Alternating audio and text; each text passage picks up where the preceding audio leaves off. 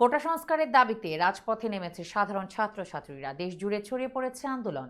এরই মধ্যে ঢাকা বিশ্ববিদ্যালয়ে আন্দোলনকারীদের উপর হামলার ঘটনা ঘটেছে। এ নিয়ে সোশ্যাল মিডিয়ায় যে যার অবস্থান থেকে নিজের মতামত শেয়ার করছেন। এর মধ্যে রয়েছেন পরিমণি, আশফাক নিপুণ, সিয়াম আহমেদ, রওনক হাসান, তশরিফ খান সহ আরও অনেকেই। এদিকে আন্দোলনে আহত শিক্ষার্থীদের পাশে দাঁড়ানোর ঘোষণা দিয়েছেন আলোচিত ইউটিউবার কন্টেন্ট ক্রিয়েটর সালমান মুক্তাদির। বিস্তারিত জুনায়েদ আহমেদ সৈকতের ডেস্ক রিপোর্টে।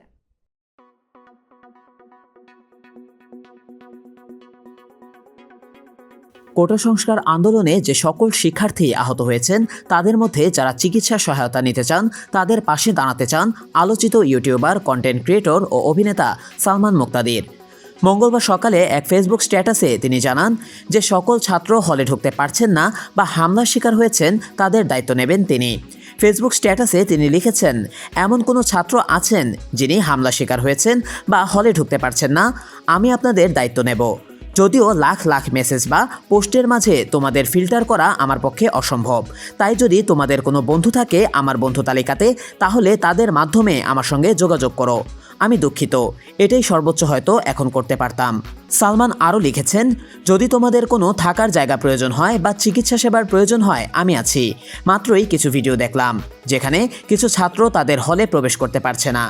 আমি আবারও ক্ষমা চেয়ে নিচ্ছি যদি এতটুকু যথেষ্ট না হয়। আমি সত্যিই ভেঙে পড়েছি, বিব্রত বোধ করছি। জনপ্রিয় হলেও খুবই লজ্জাবোধ করছি। এদিকে ঢালিউডের জনপ্রিয় অভিনেত্রী পরিমণিও এই ঘটনাকে কেন্দ্র করে ফেসবুকে পোস্ট দিয়েছেন। তিনি রক্তমাখা এক নারী শিক্ষার্থীর ছবি শেয়ার করে একটি পোস্ট দিয়েছেন। সেই পোস্টে তিনি লিখেছেন, নারীর প্রতি সহিংসতায় আপনার জবান বন্ধ থাকলে আপনিও মুনাফিক। কোড়েঘর ব্যান্ডের প্রধান ভোকাল তশরিফ খানও সরব হয়েছেন কোটা আন্দোলনে সহিংসতা বিষয়ে। সোমবার তিনি তার ফেসবুকে একটি স্ট্যাটাস দেন। সেখানে তিনি লিখেন, মানুষ হয়ে মানুষ পেটান, সামান্য কি বুক কাঁপে না? অধিকার চাইল যারা, তারাই বা কি খুব অচেনা? দলের চেয়ে না দেশটা বড়, তাহার চেয়েও বড় মানুষ এতই অন্ধ হলাম কবে? ফিরবে কবে মোদের হোশ? একটুখানি জিরিয়ে ভাবুন দোহাই, একটু আস্তে মারুন, ভাইয়ের গায়ে বোনের গায়ে আঘাত করতে হাত কাঁপে না? মানুষ হয়েই কী লাভ হলো, আজ মানুষ লাগে খুব অচেনা।